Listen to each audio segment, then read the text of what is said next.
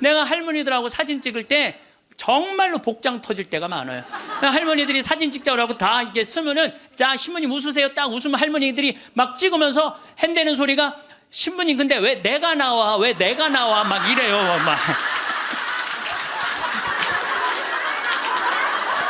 이게 왜 안 눌려? 안 눌려? 이래고. 제가 보기에는 우리나라 국민의 80%는 100만 원짜리 들고 다닐 필요 없어요. 10만 원짜리만 들고 다녀도 되는데 그게 다 필요 없는 걸 끌고 다니는 거예요. 여러분들이 쓰고 있는 핸드폰의 70%는 기능도 모른대요. 네. 내가 이걸로 정보를 검색하는 것도, 텔레비전을 보는 것도, 인터넷을 하는 것도, 이메일을 하는 것도 아무것도 모르고 그저 주고받는데도 100만 원짜리 휴대폰을 쓴다는 거예요.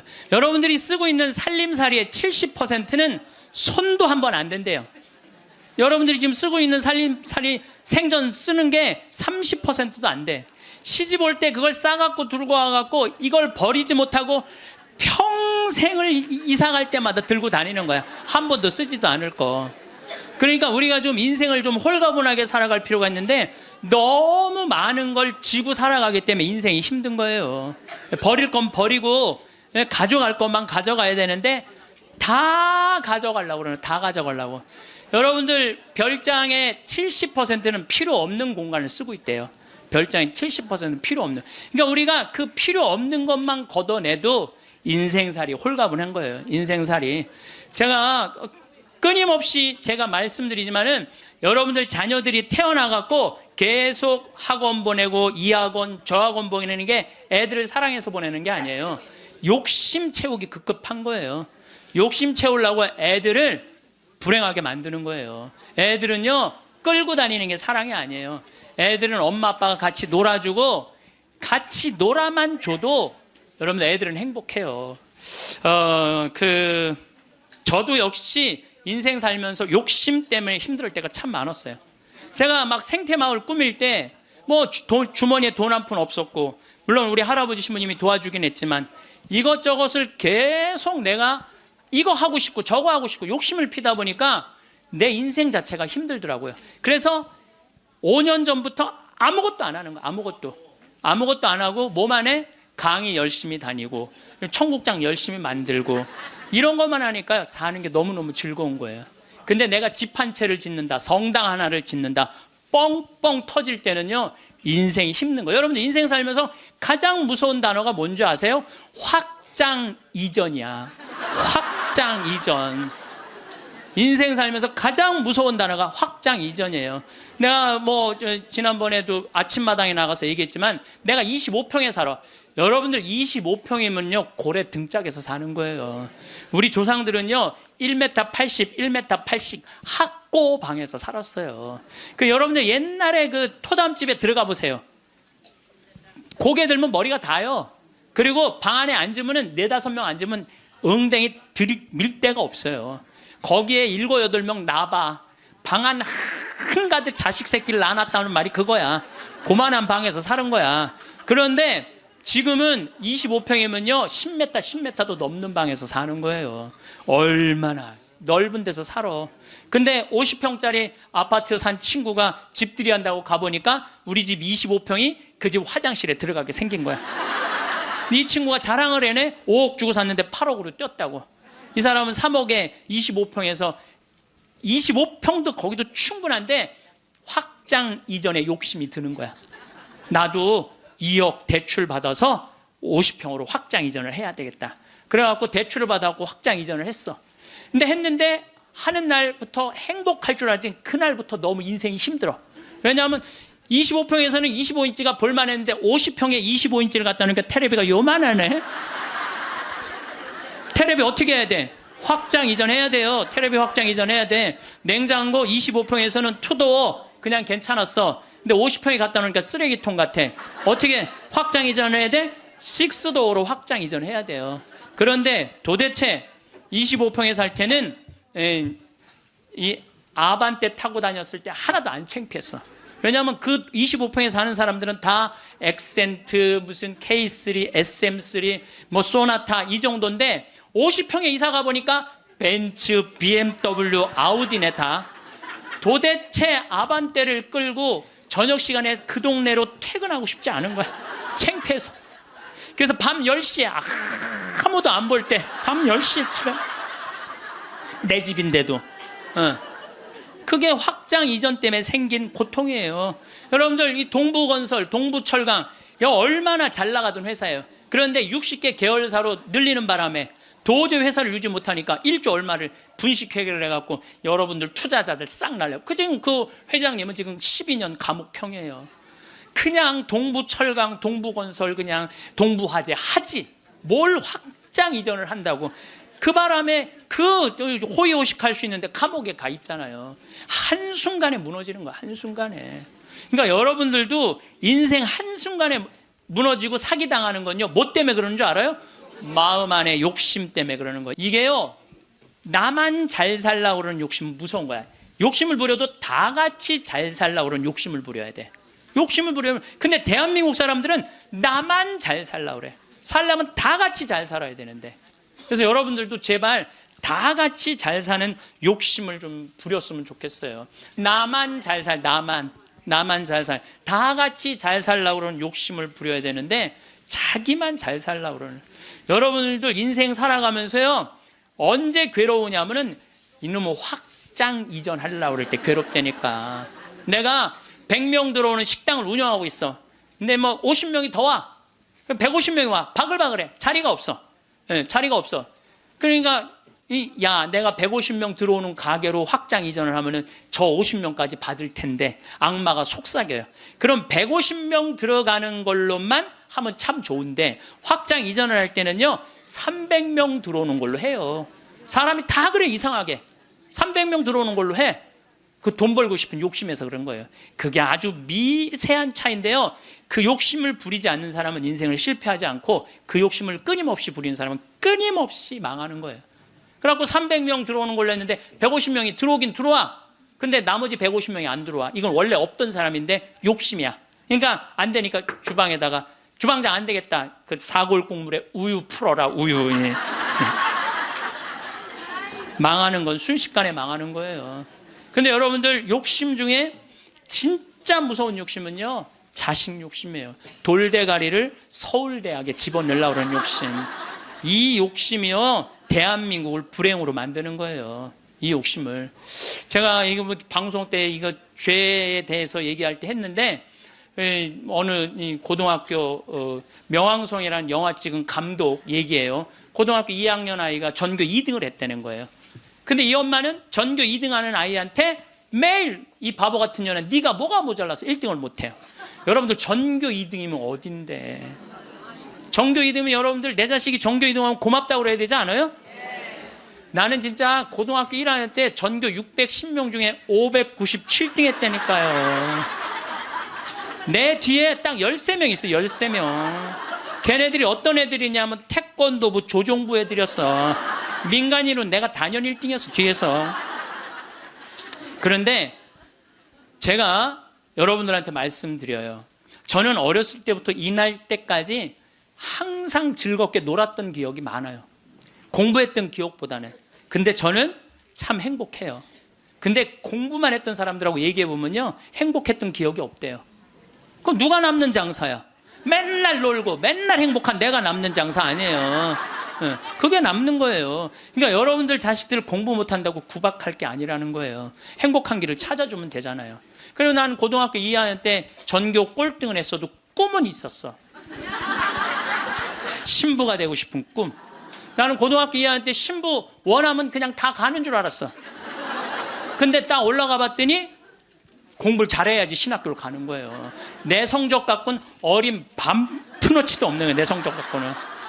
그래서 진짜 신부가 되고 싶은 열정에 공부 열심히 했어요. 근데 첫 시험에 전교 25등을 했어요. 전교 500 꼴등 하던 놈이. 난 뭐 너무너무 감사하죠. 신학교만 들어가면 되니까. 그래, 나는 고등학교 2학년 때 우리나라의 대학은 딱 4개 있는 줄 알았어요. 서울대, 연대, 고대, 신학교. 그랬더니 담임선생님이 우리 어머니한테 얘 공부 조금만 더 하면 서울대 갈 수 있을 것 같다고. 내가 다니는 학교가도 명문고등학교였거든요. 나는 그 일반 학교 갈 생각이 전혀 없었어. 오로지 신부님이 목표였어요. 그러니까 어머니가 반대 진짜 많이 했어요. 정말 이게 눈물 없이 못 듣는 얘기야. 얼마나 나를 괴롭혔는지 몰라요. 고등학교 3학년 때는 잠을 안 재웠어. 새벽 3시까지 설득한다고. 아버지는 회사 사표 낸다고 그러고, 어머니는 죽는다고 그러고. 왜냐하면 어머니 아버지가 성당을 안 다녔거든요. 예. 아무도 우리 집에 형제들도 아무도 성당을 안 다녔으니까 이해를 못 하는 거죠. 그러니까 아버지 이론이 그거예요. 왜 평생 남의 손에 밥을 먹으려고 그러느냐 이거예요. 예? 마누라가 해주는 밥을 먹어야지. 예? 그리고 대를 이어야지. 그게 조상님 얼굴을 보는 거지. 대가 끊어지면 어떻게. 나는 막내인데 무슨 대를 이어. 장남만 이으면 되지. 예. 맨날 그냥 고등학교 3학년 때 어머니 아버지가 뭐 제주도로 내려간다는 둥 뭐 하여튼 굉장히 반대가 심했어요. 그래도 저는 귀에 하나도 안 들어왔어요. 저는 그때도 어렸을 때 내 인생이야 이건. 엄마의 인생이 아니고 아버지의 인생이 아니야. 내가 원하지 않는, 여러분들 죽음에 대한 강의할 때 내가 말씀을 드리는 게, 죽을 때 가장 후회하는 게 내가 그때 그거 하고 싶을 때 못했을까. 그게 가장 후회된다는 거 아니에요. 그래서 나는 내 인생이기 때문에 내가 아무리 어머니 아버지를 사랑해도, 어머니 아버지가 아무리 나를 사랑해도 내 인생은 내 인생인 거야. 그게 너무 강렬했죠. 사제가 되고 싶은 욕심이. 그래갖고 이제 고등학교 3학년 반대를 심하게 했는데, 어쨌든 나는 신학교 원서를 넣어서 신학교 합격을 했어요. 너무 행복했어요. 온 세상을 다 얻은 것 같았어요. 그래갖고 집에 갔는데 어머니 나 신학교 합격했습니다. 근데 안방에서 빗자루 들고 두들겨 패는 거야. 막 두들겨 패는 거야. 나가라고. 너 같은 자식 필요 없다고. 나는 또 어머니가 또 안내조차도 내 발로도 잘 집을 나갔어요. 나가라고. 나가서 한 달 동안 떠돌아 살다가, 신학교 들어가기 전에 한 달 동안 떠돌아 살다가, 뭐 올해는 집 많으니까 가서 친구네 집에도 가고 동생 네 집에 가서도 자고. 그 이제 입학식 날 어머니가 이불을 안 해주는 거예요. 이불을 해줘야 돼. 그래서 내가 3,000원짜리 스폰지 요 하나 사고, 그 매양동이라고 수원 거기 솜틀집이 많아요. 거기 가서 내가 솜 틀어서 내가 해서 내가 싸들고 이제 가는데, 어머니가 그러는 거예요. 신학교 들어가기 전날 내가 천주기라면 치가 떨린다는 거야. 내 막내 아들 뺏어간 천주기 치가 되는 거야. 그래서 당신이 세례를 받으면 10손가락에 장을 지진다는 거야. 예. 앞으로는 넌 내 자식 아니니까 앞으로 너는 우리 집에 들어올 생각 하지 말라고. 부모 자식 인연 끊자고. 난 너무 고맙더라고. 안 그래도 끊을 판인데. 아니 지금은 좀 문화가 다르지만 우리 때만 해도요, 신학교 들어가면 부모 자식 인연 끝난다고 우리 그렇게 알고 자랐어요. 인연 끊는 고맙더라고. 어머니가 먼저 끊자고 그래갖고. 신학교 들어갔어요. 신학교 너무 좋더라고요. 정말로 행복하게 지냈어요. 여름방학 때 왔는데 들어오지 말라는 거예요.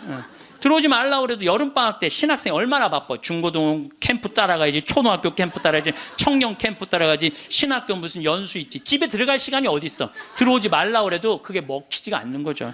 어머니 얼굴 보기도 바쁜데 겨울방학 때도 들어오지 말라는 거예요. 누나네 집에 지금 장가간 우리 조카 방에서 이제 방학을 하고, 2학년 1학기 여름방학 때 왔는데 깜짝 놀란 거예요. 거실 한가운데 성모님하고 예수님이 계신 거예요.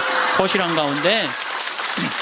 그래서 이게 어떻게 된 거냐 그랬더니 어머니가 그러는 거예요. 네가 그때 신학생이 뭔지도 몰랐으니까 네가 성당 나오라 때문에 내가 안 나갔다는 거예요. 근데 꿈에 요한 바오로 2세 교황님이 오셔서, 그때 한참 84년대 한국에 오셨잖아요. 꿈에 오셔서 소리를 질르더래요.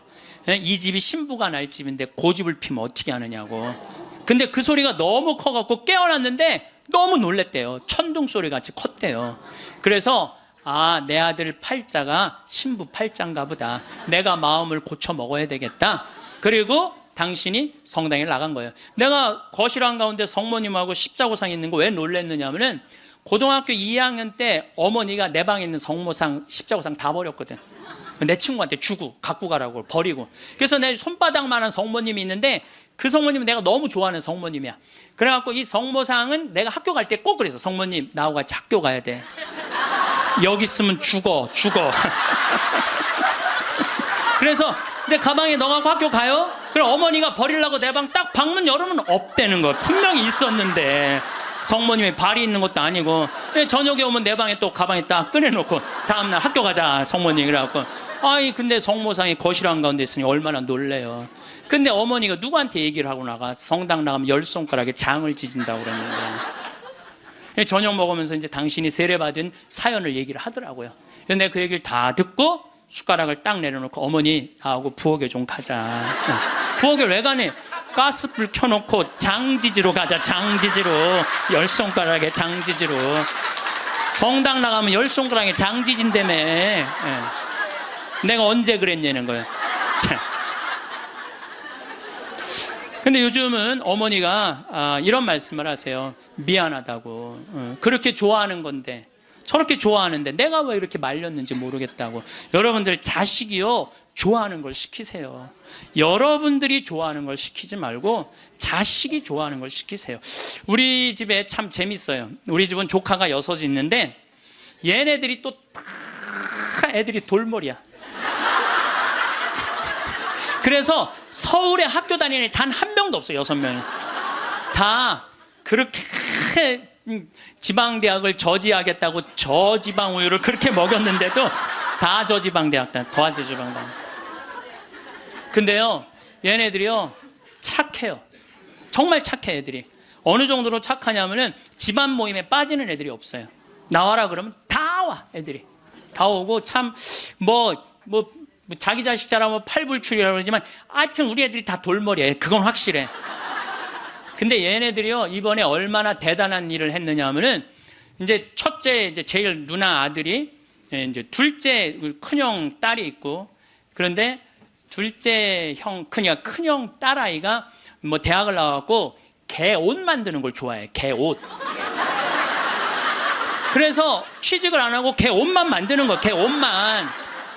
근데 작년에 그 첫째 누나 아들이 나한테 그러는 거예요. 삼촌, 제가 심장이 굉장히 튼튼한 애라는 거예요. 무슨 심장? 개를 저렇게 좋아하고 옷을 저렇게 잘 만들고 콘테스트에도 막 대고 그런데 쟤한테 날개를 달아줬으면 좋겠다는 거예요. 무슨 날개를 달아주면 좋으냐? 그랬더니 이 친구가 하는 얘기가 삼촌 수원 이 지역에 보니까 개 카페가 하나도 없대.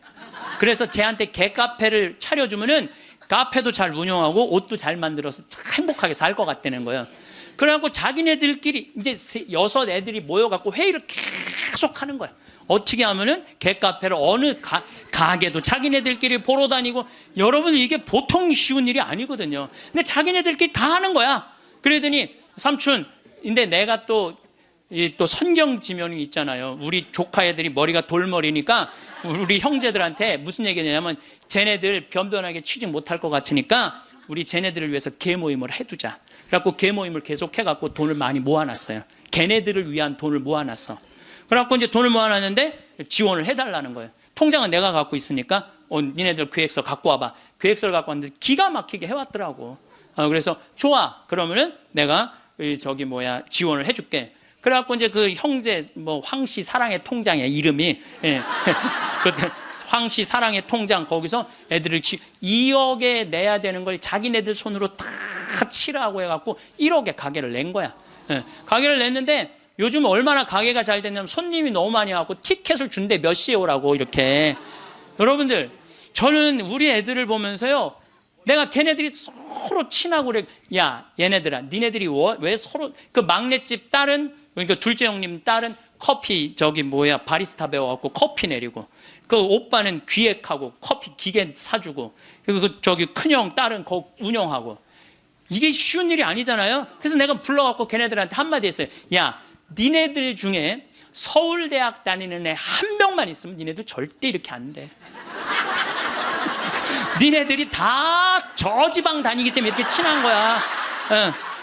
그래서 니네들 저지방 다니는 게 다 축복이야. 축복. 축복이야. 그래서 공부 못한다고 불행하다, 공부 못한다고 행복하지 않다, 그 생각을 버리라. 얘네들 만나면은요 너무너무 즐거운 거야. 나는 정말 내 조카들이지만은 참 존경스럽고 사랑스럽더라고요. 그래서 여러분들도 내 애를 꼭 공부로 비교하지 말라는 거예요. 애들이 성격 좋고 성실하면 되잖아요. 그러면 어디든 가서 해내거든요. 근데 그냥 공부만 하는 애들은요, 이게 교우 관계도 좋지 않고 사랑 관계도 좋지 않으면 힘들거든요.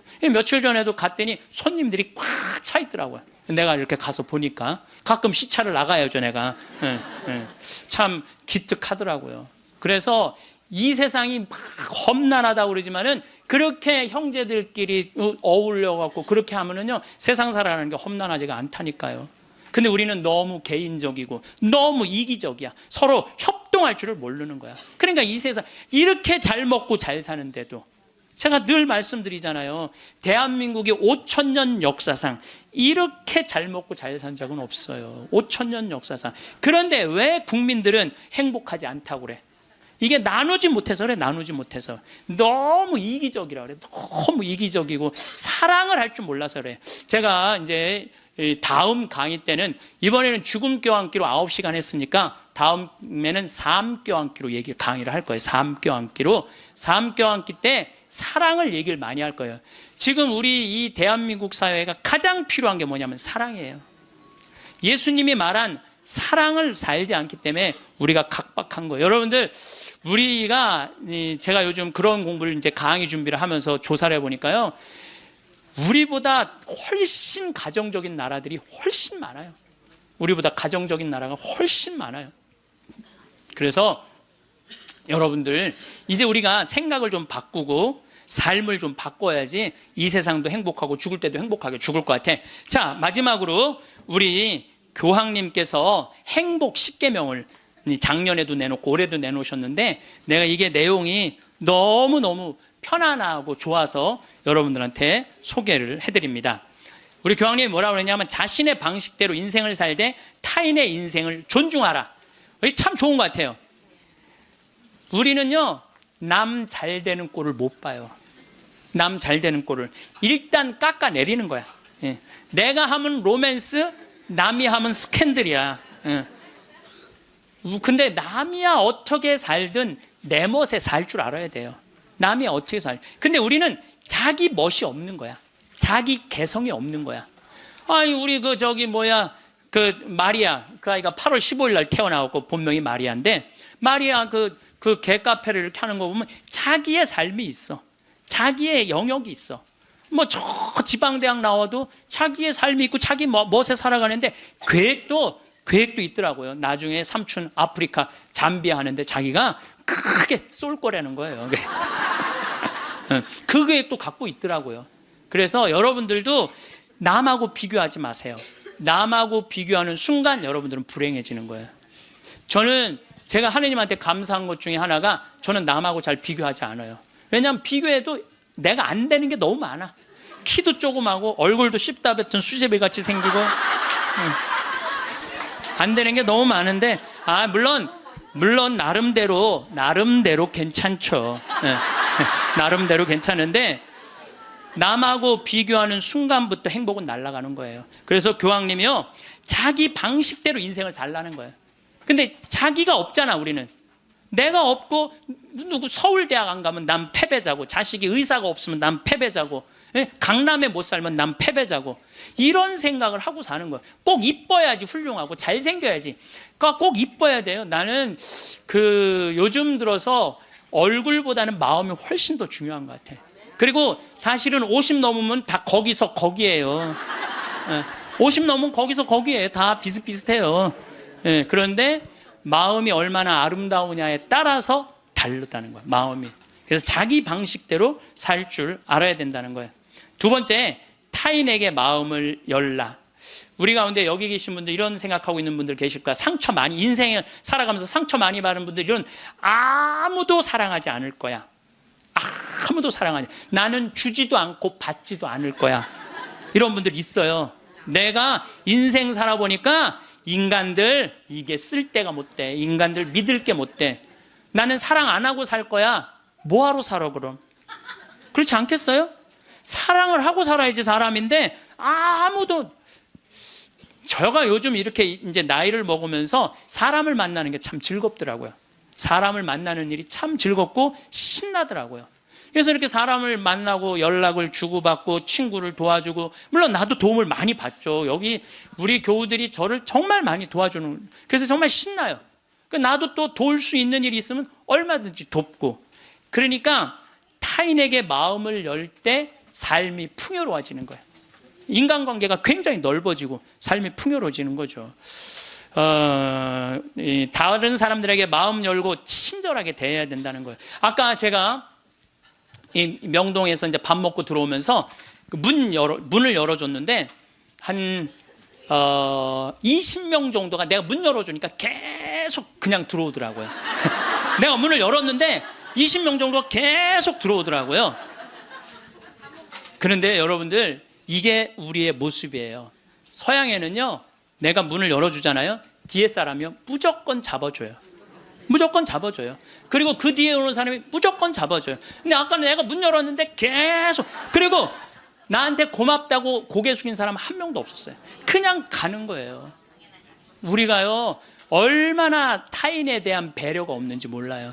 다른 사람을 배려해주고 염려해주는 게 너무, 그러니까 참 이기적인 거예요. 지금 대한민국의 모습이 돈 1등 했기 때문에 그런 모습이 없는 거야. 내가 이제 앞으로도 계속 그래 볼 거야. 계속 한번 문 열고 한번 기다려 볼 거야. 몇 명이 지나가나 감사합니다. 그리고 다 본인이 잡는 사람이 이제 나타나면 이제 우리가 좀 성숙한 거죠. 내가 계속 붙잡고 있었다니까. 세 번째, 고요히 전진하라. 우리가 인생을 살면서요, 한 가지의 목표를 정하면은 계속 해야 돼. 중간에 포기를 하면은요, 이게 안 하는 일만 못 하는 거예요. 제가 이제 생태마을을 꾸미고 산 지가 20년이 되고, 이쪽에 관심을 갖고 산 지가 30년이 돼요. 근데 계속 생태마을 꾸미다 보니까 저한테 하느님께서 시키는 일이 참 많더라고요. 근데 한 가지의 목표를 가지고 계속 고요히 전진하면은요, 우리의 삶에는 축복이 있어요. 근데 하다가 말면 있잖아요, 아무 축복이 없는 거예요. 아무 축복이 없는 거예요. 그래서 내가 뭔가 그냥 5년이고 10년이고 20년이고 계속 진행하는 일이 본인이 있어야 된다는 거죠. 네 번째, 건강하게 쉬어라. 우리 교황님이 참 멋있어요. 노를 때 건강하게 노르라는 거예요. 그러니까 노는 게 중요해. 노는 게, 여러분들 노는 게 하나도 안 중요할 것 같죠? 그거는 돈 있는 사람들의 사치일 것 같죠? 나는 니마 그 강을 건너지 마오에 그 할머니 할아버지들 돈 많아요, 적어요? 돈 많은 분들이 아니에요. 근데 어때요? 참 행복해 보이죠? 자식들이 중간에 와서 싸우긴 했지만 인간극장에서 보면요, 자식들도 참 건강해요. 손녀가 와갖고 결혼한다고 절도 하고 굉장히 건강한 집이에요. 예, 그래서 나는 그 할머니 할아버지가 이렇게 손을 잡고 이렇게 가시는 모습을 보면서 저게 바로 건강한 거다. 둘이 얼마나 재미나게 살아요. 여러분들, 우리 할머니 할아버지들 한 집에서 어때? 막 맨날 싸우죠. 예. 근데 늙어서는 싸우는 것도 재미야. 예. 싸우지까지 않으면 무슨 재미로 살아, 둘이서. 예. 싸우는 것도 재미예요. 근데 놀 때 건강한 놀이 문화를 만들 필요가 있는 거예요. 자기 취미 생활을. 우리 생태마을의 직원들이 이렇게 보면은 이제 생태마을에서 살면서 사는 게 즐거운 게 있는 것 같아. 그래서 건강하게 노는 법을 배우는 것 같아. 건강하게 노는 법을. 그래서 이번 9월 15일부터 9월 30일까지는 미국 횡단 여행 간다니까, 우리 직원들이 15일 동안. 참 좋죠. 식사 시간만이라도 텔레비를 끄고 눈을 마주보고 대화를 하면서 밥을 먹으라는 거예요. 교황님 얘기예요. 교황님 얘기, 내 얘기가 아니고. 근데 우리는 식사 때도 그냥, 그러니까 가족이 아니야. 우리는 한 집에서 그냥 사는 거지. 식구가 아니라니까요. 식구가. 다섯 번째, 일요일은 가족과 함께 보내라. 여러분들 인생 살아가다 보면 나이를 먹으면 먹을수록 가족밖에 없다는 생각 참 많이. 물론 친구도, 벗도 중요하지만은 가족이 참 소중한 거예요. 그래서 근데 우리나라는 가족을 위해서 산다며 가족을 한 번도 안 만나는 아빠들이 너무 많아요. 30살에서부터 50살 때까지 가족을 산다면서 가족을 만나지 않아. 일요일 날 가족하고 함께 영화를 보러 가고 함께 운동을 하러 다니고. 어제 잠깐 보니까 스웨덴에서 아빠들이 이제 이 휴일을 평일날 해요. 그래갖고 이제 월요일날 오전에만 근무하는 거야. 그리고 애들하고 노는 거야. 그게 너무 잘 돼 있어요. 근데 뭐 비단 그것뿐만 아니라 제가 가서 내 눈으로 봐도 너무너무 잘하는 거예요. 근데 우리는 성당 활동도 엄마 아빠 아들 딸 다 하는데 보면은 집에 오면 서로 말 안 하잖아. 성당 얘기도 안 하고 하느님 얘기도 안 하고 대화할 줄 모르는 거죠. 6번째, 젊은 세대에 품위 있는 일자리를 만들어줄 혁신적인 방법을 찾아라. 이 교황님 말씀이에요. 젊은이들이 일을 해야 되거든요.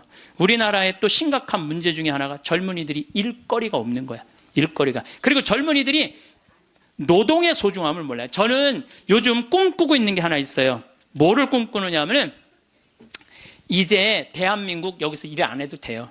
내가 이제 이번 1월 30일 날 잠비아에 가거든요. 근데 무프리나 지역의 시장을 만나기로 했어요. 시장을 만나서 얘기를 하려고 그래요. 땅을 좀 달라고. 거긴 땅을 잘 줘요. 땅이 우리나라보다 7배 넓거든. 근데 다 평지야. 근데 비도 많이 오시고 땅도 옥토예요. 근데 그걸 할 줄을 모르는 거예요. 참 대한민국은요 1953년 여기서 잠비아가 그때 우리보다 잘 살았어. 근데 60년이 지났는데 잠비아는 하나도 발전하지 않고 우리는 이렇게 발전한 거야. 기적을 일으키긴 했죠.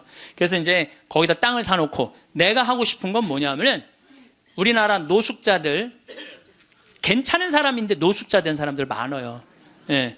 그래 그 사람들 노숙시설 운영해갖고 거기서 재활 훈련을 해서 이제 더 이상 돈에 대한 욕심 부리지 말고 한번 아프리카에 가서 농사도 좀 멋있게 짓고, 젊은이들도 마찬가지야. 돈 벌을 필요 뭐 있어. 먹고 그냥 살면 되지. 꼭 돈을 벌어야 돼. 그래도 나는 최소한 200만 원은 주니까, 최소한 200만 원은 주니까, 예. 그럼 아프리카에 가서 여기서 기술 좀 배우고, 지금 한 1000만 평 달라고를 판이거든요. 예. 이번에 가서 그럼 1000만 평이면 포크레인도 다 보내놨고 트랙터도 이번엔 불도저를 살라고 그래. 불도저 사갖고 지금 수녀님이 옥수수가 올라오는데 너무너무 신난다는 거예요. 옥수수가 올라오는데 그럼 거기 내가 좀 보내려고 생각하고 있어요. 이번에 이제 마침 대사도 거기 이제 대사관이 없었는데 잠비아에서 대사가 오면 우리도 대사를 보내야 된대요. 대사관도 이제 생기고 아주 뭐 하여튼 신나는 일이에요. 근데 어떤 분들이 이런 얘기를 해요. 신부님, 한국 사람들도 지금 굶는 사람들이 많은데 뭐하러 아프리카까지 돕느냐고 내가 이런 분들한테 오늘 공식적으로 말합니다. 그래서 우리가 전쟁 끝나서 우리끼리 일어나서 이렇게 잘 먹고 잘 삽니까? 우리가요 미국에서 보내준 옥수수, 밀가루, 옷 가지고 살아난 거예요. 그게 이기적이라는 거예요. 우리는 그렇게 못 먹고 못 살 때 그렇게 원조받아서 이렇게 일어섰는데 이제는 누가 할 차례야? 우리가 할 차례예요. 우리가 한국 사람들도 도와줘야 되지만은 지금 우리보다 엄청 못 사는 사람들 많아요. 이거 대한민국 사람들이 도로 나갈 때 대한민국이 건강해요. 우리끼리만 잘 먹고 살자 그러면 대한민국 건강하지 않아요. 그래서 지금 다른 나라에 지금 수많은 지금 한국 사람들이 도로 나가고 있거든요. 그게 또 국격을 높이는 일이야. 예, 국격을 높이는 일이에요. 여러분들 대한민국 나가면요 잘 먹고 잘 사는데 그만큼 존경을 못 받아요. 왜냐하면 나누지 않기 때문에 그래요. 그래서 우리 교회가 저는 그런 일을 해야 된다고 생각하고, 그 젊은이들이 제가 지난 그 봉사자들 데리고 가서 해고 왔는데 애들이요 정말 너무너무 행복해 하더라고요. 20명들이. 그래서 여러분들도 젊은이들한테, 여러분들은 뭐 할 일은 아니겠지만 우리 기업하는 사람들, 정치하는 사람들이 젊은이들이 일할 수 있는, 여러분들도 책임 있네. 애들 그냥 책상에서만 그냥 공부시키는 게 애들이 일을 안 하지. 예. 그래서 좀 운동도 좀 하고 이런 사회 문화가 됐으면 좋겠어요. 7번째, 자연을 존중하고 돌보라. 교황님이 환경 중요하게 여긴 거죠. 자, 여러분들 이번에 지금 바다가요 어느 때보다도 뜨겁대요. 겨울 바다가. 이게 이제 뭘로 나오느냐면 엘니뇨라는 걸로 나오게 돼 있어요. 지금 겨울에는 바다가 식어져야 돼. 그래갖고 한 4도, 3도까지 내려가야 돼. 근데 지금 겨울바다가 만약에 20도, 25도가 올라가잖아요. 그럼 여름에 35도, 37도까지 올라가요. 그렇게 되면은 태풍, 슈퍼 태풍 이런 게 온다는 거예요. 근데 그거 올 가능성이 굉장히 많다는 거예요. 그리고 지난 11월은 역사상 가장 더운 11월이었대요. 근데 여러분들 잘 모르죠. 이게 지금 어떻게 이렇게 돌아가는지 저렇게 돌아가는지. 우리가 자연을 사랑할 때 자연도 나를 사랑해줘요. 예. 우리가 자연을 괴롭힐 때 자연도 나를 괴롭히게 돼 있어요. 8번째, 부정적인 생각에서 벗어나라. 다른 사람을 험담하는 것은 자존감이 낮다는 거예요. 이 교황님이 참 말씀 잘하셨어요. 다른 사람 험담하는 사람 중에 인격 훌륭한 사람 봤어요, 여러분들? 다른 사람 막 욕하는 사람들 인격 훌륭한 사람 없어요. 그러니까 남을 칭찬하는 사람이 인격이 올라가는 거예요. 여러분들, 바다가, 우리 강물이 바다로 내려가죠. 예, 바다로 내려가면은 겸손한 사람이 아래로 내려가는 거예요. 근데 바다로 내려가면은 바닷물이 참 넓죠. 겸손한 사람이 마음이 넓은 거예요. 겸손한 사람이 마음이 바다 같은 거예요. 그래서 내가 이렇게 종재기 같은 가슴으로 이 사람도 욕하고 저 사람도 욕하고 매 입만 열면 남 욕하는 사람, 이 사람은 마음에 기쁨이 없는 사람이야. 그래서 이렇게 있으면 막 누구는 어떻고 막 참 많이 들려요. 저는 그 안에 다 묻어요. 그냥 묻고 내가 할 수 있는 한 좋은 말을 하려고 노력을 해요. 그런데 나 옛날에 주교님 욕 참 많이 한 사람이야. 근데 내가 주교님 욕 안 한 지 한 10년 넘거든요. 주교님들이 얼마나 힘들게 그 사목 목자 역할을 하는지 이해를 하기 시작을 했어요. 근데 신부들은 다 주교님 욕해요. 근데 주교님 욕 안 한 지 10년 지났는데 내가 언제부터 마음이 평화가 왔나? 주교님 욕 안 하면서부터 마음에 평화가 왔어. 주교님 욕 안 하면서부터. 여러분들, 남을 험담하는 건요 결코 잘난 일이 아니에요. 9번째, 타인을 개종하려 하지 말고, 이게 정말 내 마음에 드는 거야. 타인을 개종하려 하지 말고 다른 이의 신앙을 존중하라. 교황님이 하신 말씀이에요. 우리는 대화를 통해 함께 성장한다는 걸 보여줌으로써 다른 이에게 영감을 줄. 그러니까 개종시키려고 그러지 말고 내가 잘 살아서 그 사람이 영감을 받아서 찾아오게는 해도 억지로 개종시키지 말라는 거예요.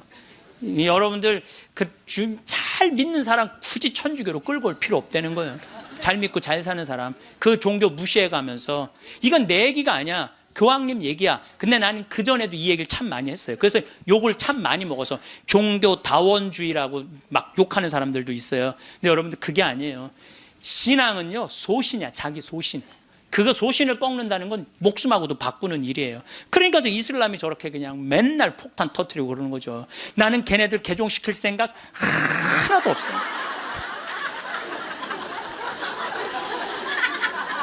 교황님이 뭐라고 그러냐면 모든 일 가운데 최악은 개종이다. 교회는 개종이 아니라 교회가 보여줄 수 있는 매력을 통해 사람들이 동참하도록 성장해야 된다. 그 얘기를 교황님이 하셨어요. 그래서 우리 천주교 좋아. 그래, 개종시켜놨더니 와서 보니까 좋은 거 하나도 없고 말씀도 없고 신앙도 없으면은 그 뭐야? 그렇잖아요. 근데 내가 열심히 살고 하느님 기쁨, 복음, 내 안에 기쁨이 막 흘러넘쳐, 내 안에 복음이 흘러넘쳐. 그럼 그 기쁨을 나눠 가지는 사람은, 그거는 바로 그게 교황님이 원하는 거라는 거죠. 10번째, 평화를 위해 일해라. 전쟁이 끊이지 않는 시대에 사는 우리는 평화를 위한 목소리를 내야 된다는 거죠. 평화는 아무것도 하지 않고 가만히 있는 상태가 결코 아니라는 거죠. 그래서 우리들이 평화를 위해서 일하는 거. 여러분들, 우리가 지금 평화를 위해서 일할 수 있는 거 참 많죠. 제가 우리 생태마을 꾸미는 일도 참 행복하고, 우리 교우들한테 건강한 먹을거리 제공하는 것도 행복하고, 잠비아 일 꾸미는 것도 행복하고, 이제는 남미 쪽에 신부들하고 연결을 하고 있어요. 남미 쪽도 우리가 도와줄 수 있으면 도와주는 일도 지금 하려고 지금 추진 중에 있어요. 그래서 일단은 남미에 있는 신부님, 수녀님들한테 프로그램을 내봐라. 그럼 내 1년에 일단은 1,000만 원씩 도와주겠다. 돌아가면서 그렇게 해놨는데, 이제 곧 있으면 회의를 한대요. 그래서 편지는 해놨는데 어떻게 될지 모르겠어요. 자, 여러분들, 우리들이 잘 사는 사람이 잘 죽을 수 있는 거예요. 이제 예수님이 십자가에 못 박혀 돌아가시고 3일 만에 부활하셔서 하늘나라 문 열어놓으셨어요. 그 문을 들어가느냐 안 들어가느냐 누구한테 달려있는 거냐면 우리한테 달려있는 거야. 나의 믿음, 나의 삶에 달려있는 거야. 그래서 그 하늘나라가 어떤 세상이 전개될지는 우린 모르지. 바오로 사도 말처럼 지금은 희미하게 보이겠지만 그때는 완전히 잡을 수 있겠죠. 그렇지 않겠어요? 지금까지 그 하늘나라까지 다 상상하지 마세요. 그거 우리가 어떻게 알아? 그 다음 세계는 그 다음 세계에 가서 알아보면 되지. 여러분들 엄마 뱃속에 있을 때 여기 이렇게 될 줄 알았어요? 그렇죠? 똑같은 거예요. 우리가 마지막 하늘나라는 하늘나라 가서 경험하면 되는 거예요. 하느님 온전히 믿고 이 세상 기쁘게 살면은 여러분들 행복한 나날 되고 마지막 날 영광스럽게 예수님 만나서 얼싸 안을 수 있으리라 생각을 합니다. 김수환 추기경님께서 2001년에 독일 어느 노인의 시라는 걸 옮겨 놓으셨는데 내용이 좋아서 마지막 기도로 바치겠습니다. 성부와 성자와 성령의 이름으로 아멘. 세상에서 으뜸인 일은 기쁜 마음으로 나이 먹고 일하고 싶지만 참고 말하고 싶지만 침묵하고 실망스러워질 때 희망을 갖고 마음 편히 공손하게 내 십자가를 지는 일, 젊은이가 힘차게 하느님의 길을 가도 시기하지 않고 남을 위해 일하기보다 겸손되이 남의 도움을 받으며 몸이 약해 아무 도움도 줄 수 없어도 온유하고 친절한 마음을 잃지 말자. 늙음은 무거운 짐이지만 하느님께서 주신 선물, 오랜 세월 때 묻은 마음을 세월의 무게를 담아 마지막으로 닦는다. 내 고향으로 돌아가려고. 이 세상에 나를 묶어놓은 끈을 하나씩 하나씩 끊는 것은 참 잘하는 일이다. 세상에 매어 있지 않아 아무것도 할 수 없게 되면 겸손되이 받아들이자. 하느님께서는 마지막으로 기도라는 가장 좋은 것을 남겨두신다. 손으로는 아무것도 할 수 없어도 두 손을 모으면 늘 할 수 있는 기도, 사랑하는 모든 일을 위해, 하느님께서 은총을 베푸시도록 빌기 위해, 모든 것이 다 끝나는 날 어서와 친구야, 너를 결코 잊지 않았어.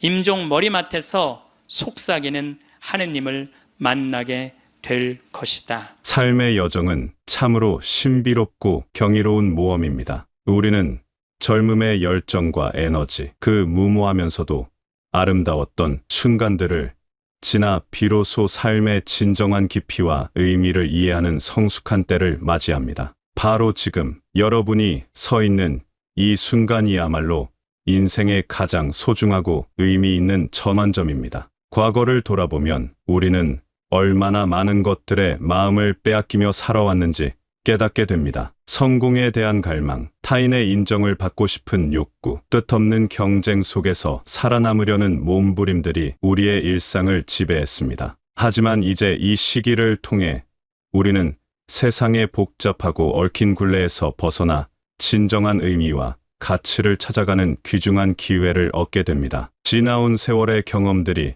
켜켜이 쌓여 만들어낸 지혜는 우리로 하여금 삶을 더욱 깊이 있게 바라볼 수 있게 해주며 무엇이 정말 중요한 것인지를 분별하는 안목을 길러줍니다. 우리는 살면서 수많은 것을 움켜쥐려 합니다. 더 많은 재물을 축적하고 더 높은 지위에 오르며 더 큰 명예를 얻으려 끊임없이 애씁니다. 사회는 우리에게 끊임없이 더 많이, 더 빨리, 더 높이를 요구하며 우리는 그 기대에 부응하려 자신을 혹사시키며 살아왔습니다. 하지만 이러한 욕심과 집착이 때로는 우리 자신을 올가매고 마음의 진정한 평화를 빼앗아 간다는 것을 깨닫게 됩니다. 얻는 것이 많아질수록 잃을 것에 대한 두려움도 함께 커지고 더 많이 가질수록 만족하기보다는 오히려 더 큰 공허함을 느끼게 되는 역설을 경험합니다. 손에 쥔 것이 많아질수록 오히려 우리는 더욱 불안해지고 놓아야 할 순간에 더욱 고통스러워집니다.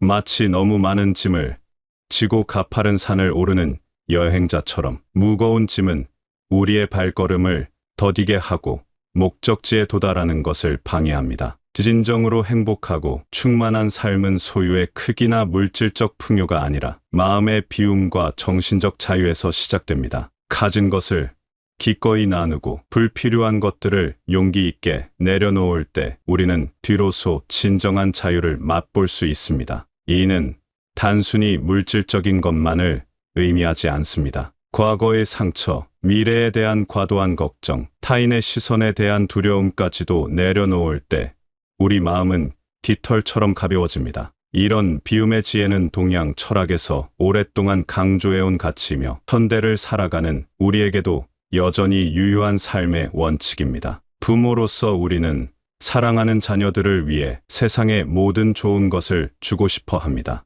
그들이 더 나은 환경에서 자라나고 더 성공적이며 행복한 삶을 살기를 간절히 염원합니다. 우리가 겪었던 시행착오를 반복하지 않기를, 우리보다 더 높은 곳에 오르기를 바라는 것은 부모의 당연하고 자연스러운 마음입니다. 때로는 우리 자신이 이루지 못했던 꿈을 자녀들을 통해 대리만족하려는 마음이 생기기도 합니다. 하지만 우리의 이런 간절한 바람과 기대가 때로는 자녀들에게 무거운 짐이 되고 그들만의 고유한 꿈과 개성을 억누르는 보이지 않는 족쇄가 되기도 합니다. 부모의 사랑이라는 이름으로 가해지는 압박과 기대는 자녀들로 하여금 진정한 자신의 모습을 찾아가는 것을 방해할 수 있습니다. 각자의 삶은 저마다 고유한 빛깔과 향기를 가지고 있습니다. 우리가 걸어온 길이 반드시 자녀들이 걸어야 할 유일한 길은 아닙니다. 그들이 스스로의 속도로 자신만의 방향을 찾아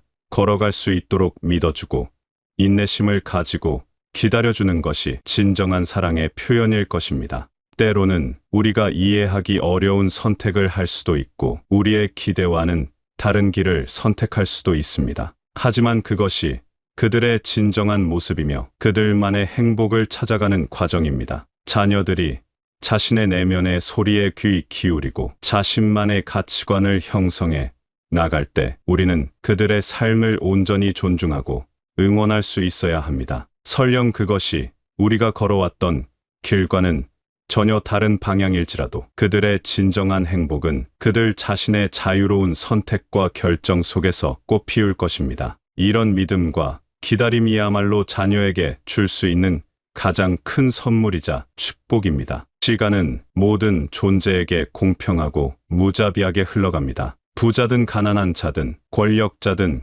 평범한 사람이든 하루 24시간이라는 동일한 시간이 주어집니다. 흘러가는 세월 속에서 우리는 자연스럽게 자신을 돌아보게 되고 지나온 삶의 의의와 가치를 되새기게 됩니다. 이 성찰의 과정에서 어쩌면 깊은 후회나 애절한 아쉬움이 밀려올 수도 있습니다. 그때 다른 선택을 했다면, 더 용기를 냈다면, 좀 더 사랑을 표현했다면, 더 많은 시간을 함께 보냈다면 하는 아련하고 그리운 마음들이 가슴을 스쳐 지나갑니다. 특히 이미 세상을 떠난 사랑하는 이들을 생각할 때 잊혀 전하지 못한 말들과 함께하지 못한 순간들에 대한 그리움이 더욱 깊어집니다. 하지만 그러한 모든 경험들, 심지어 실패와 좌절까지도 지금의 우리를 만든 소중한 구성 요소입니다. 삶의 모든 순간은 그 자체로 고유한 의미와 가치를 지니며 우리의 영혼을 성장시키고 인격을 다듬는 귀한 걸음이 됩니다. 고통스러웠던 경험들조차 우리에게 깊은 이해와 공감의 능력을 길러주었고 타인의 아픔을 헤아릴 수 있는 따뜻한 마음을 선물해 주었습니다. 우리는 과거의 그림자와 후회에 갇혀 살기보다는 현재 이 순간을 온전히 받아들이고 감사하며 살아가야 합니다. 그리고 다가올 시간들을 희망과 기쁨으로 맞이할 수 있도록 마음의 준비를 해야 합니다. 지나간 시간을 되돌릴 수는 없지만 남은 시간을 어떻게 살아갈 것인가는 여전히 우리의 선택에 달려 있습니다. 세상을 살아가면서 우리는 끊임없이 다양한 사람들과 관계를 맺고 살아갑니다. 가족, 친구, 동료, 이웃, 그리고 우연히 스쳐 지나가는 사람들까지 수많은 인연들이 우리 삶의 실타래를 함께 엮어갑니다. 이 복잡하고 미묘한 관계들 속에서 우리는 서로에게 깊은 영향을 주고받으며 성장해 나갑니다.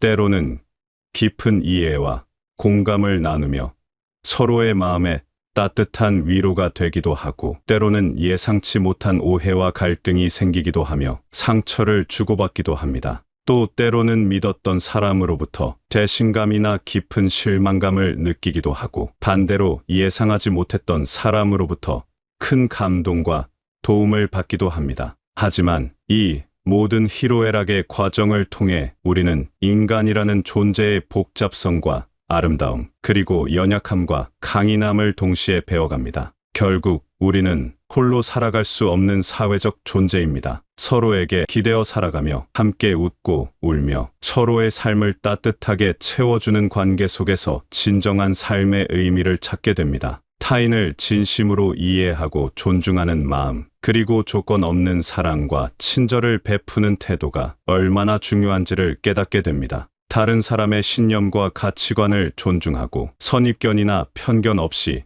열린 마음으로 세상을 바라볼 때 우리는 더욱 풍요롭고 다채로운 삶을 경험할 수 있습니다. 작은 친절과 배려가 세상을 더욱 아름답고 따뜻하게 만들며, 그런 행동들이 결국 우리 자신에게도 깊은 만족감과 행복을 선물해 줍니다. 베푼 사랑은 언젠가 다른 형태로 우리에게 돌아오며, 이런 선순환이 세상을 조금씩 더 나은 곳으로 만들어갑니다. 자연은 우리에게 끝없는 위로와 평화를 선사합니다. 현대 문명의 소음과 스트레스, 뜻없는 정보의 홍수와 디지털 기기들의 알림음에 지쳐 있을 때 자연의 품 안에서 우리는 삶의 본질적인 순리를 배우고 복잡하게 얽힌 마음을 다스릴 수 있습니다. 푸른 숲길을 천천히 걸으며 발밑에 낙엽을 밟는 소리에 귀 기울이고, 새들의 자유로운 지저김에 마음을 맡기며 바람에 흔들리는 나무잎들의 춤을 바라보고 흐르는 물소리에 마음을 맡길 때 우리는 잠시나마 모든 것을 잊고 온전히 자신의 내면과 마주할 수 있습니다. 도시의 콘크리트 정글에서 벗어나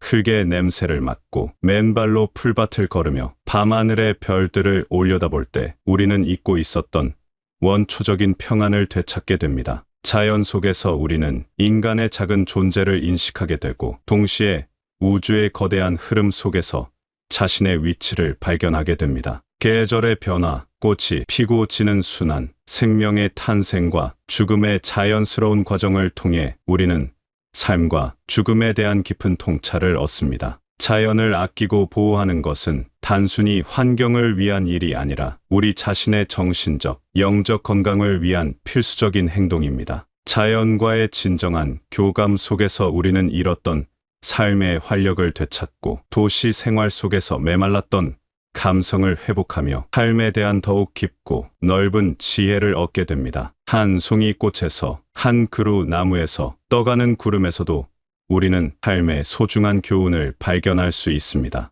부정적인 생각과 감정은 서서히 우리의 마음과 영혼을 갉아먹는 독과 같습니다. 타인을 험담하거나 비판하는 습관, 질투와 시기심, 원망과 분노, 그리고 끝없는 불평과 불만은 결국 우리 자신의 마음을 병들게 하고 삶의 질을 현저히 떨어뜨립니다. 이런 부정적 감정들에 사로잡혀 있을 때 우리는 삶의 아름다운 순간들을 놓치게 되고, 행복할 수 있는 소중한 기회들을 스스로 차단하게 됩니다. 더 나아가 이런 마음의 독소들은 우리 주변 사람들에게도 전염되어 관계를 악화시키고 주변 분위기까지 어둡게 만듭니다. 대신 긍정적이고 건설적인 마음으로 세상을 바라보고 모든 일에 감사하는 태도를 가질 때 우리는 삶의 작은 기쁨들과 은혜들을 발견할 수 있습니다. 매일 아침 눈을 뜰 수 있다는 것, 사랑하는 사람들이 곁에 있다는 것, 맛있는 음식을 먹을 수 있다는 것, 이런 평범해 보이는 일상의 소소한 것들이 실은 얼마나 큰 축복인지를 깨닫게 됩니다. 하루하루를 감사하는 마음으로 시작하고 하루를 돌아보며 고마움을 표현하는 마음으로 마무리할 때 우리의 삶은 더욱 충만하고 의미 있게 변화합니다. 이런 작은 실천들이 쌓여 우리의 인생 전체를 바꾸는 큰 힘이 됩니다. 우리는 무엇보다 평화를 추구하고 실천해야 합니다. 개인의 내면적 평화는 물론 가정 안에서의 화목, 그리고 우리가 속한 사회와 공동체 안에서의 조화로운 평화까지, 모든 차원에서 평화는 가장 소중하고 근본적인 가치입니다. 갈등과 대립을 넘어서 진정한 화합을 이루고 서로에 대한 깊은 이해와 너그러운 용서로 서로를 따뜻하게 감싸 안을 때 진정한 평화가 우리 가운데 찾아옵니다. 이런 평화는 단순히 문제가 없는 상태가 아니라 적극적으로 서로의 다름을 인정하고 존중하는 상태입니다. 평화는 단순히 전쟁이나 갈등이 없는 소극적인 상태를 의미하는 것이 아닙니다. 그것은 서로 다른 생각과 신념, 문화와 배경을 가진 사람들이 서로를 진심으로 존중하며 조화롭게 공존하는 적극적이고 역동적인 상태입니다. 차이를 인정하고 다양성을 포용하며 대화와 소통을 통해 서로를 이해해 나가는 과정에서 참된 평화가 꼽힙니다. 평화를 위해 노력하고 실천하는 삶은 곧 자신은 물론 이웃과 공동체 전체를 위한 삶입니다. 작은 갈등에서부터 시작해서 큰 사회적 문제까지 우리 각자가 평화의 씨앗을 뿌리고 갖고 나갈 때 세상은 조금씩 더 나은 곳으로 변화해 갑니다. 진정한 행복과 만족은 멀고 거창한 곳에 숨어 있지 않습니다. 그것은 바로 지금 이 순간을 온전히 받아들이고 충실하게 살아가는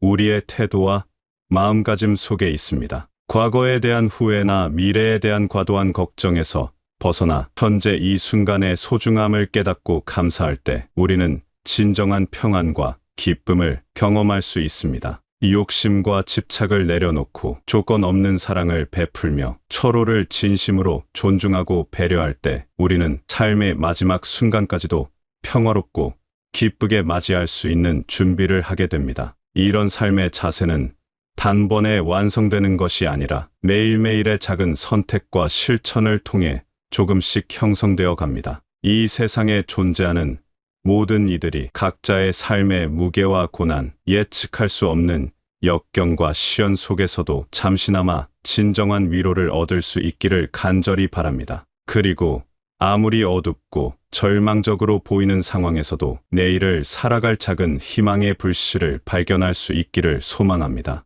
때로는 그 희망이 아주 작고 희미할 수도 있지만 그 작은 빛이 결국 우리를 더 밝은 곳으로 이끌어 줄 것입니다. 삶은 때로 예측할 수 없는 시련을 안겨주기도 하고 우리를 깊은 절망의 구렁텅이로 밀어넣기도 합니다. 하지만 그런 어려움 속에서도 우리는 서로를 의지하고 사랑을 나누며 희망을 포기하지 않는 강인한 존재입니다. 이런 인간의 아름다운 본성을 믿고 서로에게 힘이 되어 줄 때 우리는 어떤 어려움도 극복할 수 있습니다. 여러분의 삶이 언제나 고요한 호수처럼 평온하고 따뜻한 봄날의 햇살처럼 평화로우며 깊은 숲속의 신선한 공기처럼 맑고 청정하기를 진심으로 소망합니다. 그리고 여러분 각자가 자신만의 고유한 방식으로 이 세상을 더욱 아름답고 의미 있는 곳으로 만들어 가는 소중한 존재라는 것을 늘 기억하시기 바랍니다.